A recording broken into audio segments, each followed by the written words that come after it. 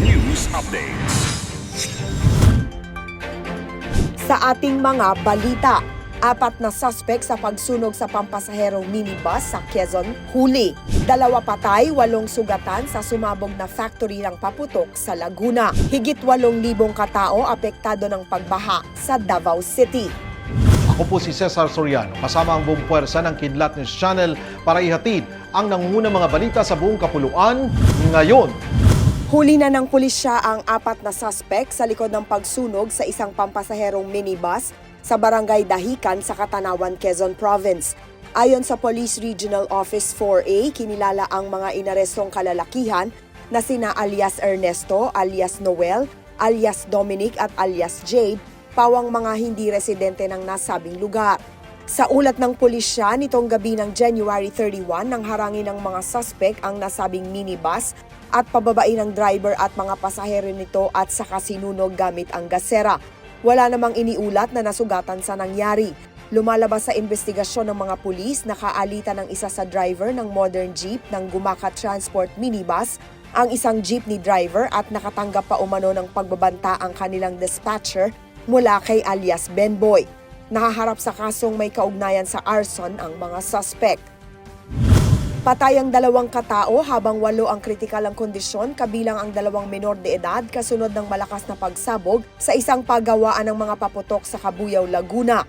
Ayon sa Cabuyao City Police Station, kapwa trabahador ng nasabing factory ang 2 nasawi sa naganap na pagsabog sa Barangay Bigaa bandang alas 4 ng hapon nitong Huwebes. Naapula ng mga otoridad ang sunog sanhi ng malakas na pagsabog dakong alas 5:47 ng hapon. Posible raw na mishandling sa paputok ang sanhi ng pangyayari. Patuloy pa ang investigasyon ng mga otoridad upang malaman ang tunay na sanhi ng pagsabog. Mahigit 8,000 mga residente sa Davao City ang apektado ng pagbaha dahil sa walang tigil na pag-ulan, dala ng trough o extension ng Low Pressure Area o LPA, ayon sa City Disaster Risk Reduction and Management Office o CDRRMO. May katumbas ito ng 2,423 families mula sa 15 apektadong lugar sa Davao City ang nasalanta dahil sa malakas na buhos ng ulan. Gumamit pa ang mga rescuer ng rubber boats para mailipat sa evacuation center ang mga apektadong residente. Samantala, hindi bababa sa 9 na barangay sa katimugang bahagi ng Governor Generoso sa Davao Oriental ang na-isolate matapos bumigay ang tulay sa nasabing bayan sa gitna ng matinding pag-ulan sa lugar. Sa death toll, 3 na ang iniulat na patay habang 3 katao naman ang pinaghahanap pa dahil sa gumuhong lupa sanhi ng malawakang pag-ulan sa Davao Region. Para sa Kidlat News Updates, ako si Rosalyn Sinchonko, nag-uulat. Can we say bilang na ang araw ng problema natin sa internal conflict natin?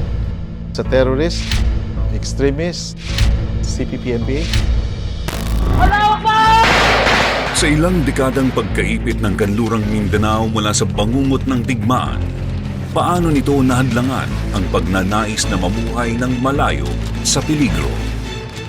Hanggat andyan yung mga local terrorist groups, threat pa rin yan. But of course, in our end as military, we make sure that di sila makabuelo, hindi sila makapag-conduct ng mga terroristic activities. Sa pagpapatuloy ng espesyal na serye ng Magandang Gabi Pilipinas, abangan ang eksklusibong panayam ni Cesar Soriano kay Lieutenant General William Gonzales, Commander ng Western Mindanao Command ng Armed Forces of the Philippines. I'm confident that we can finish the internal security problem of our country anytime soon. Tunghayan ang pagsisikap ng pamahalaan para mapalaya ang kanlurang Mindanao mula sa kamay ng terorista. Magandang Gabi Pilipinas. Dito lang sa PTV. Atin niyo pong natunghayan ang mga headlines sa mga nakalipas na oras. Manatiling nakatutok para sa mga susunod na updates at breaking news. Ako po si Cesar Soriano, kasama niyo sa bawat pagputok ng balita.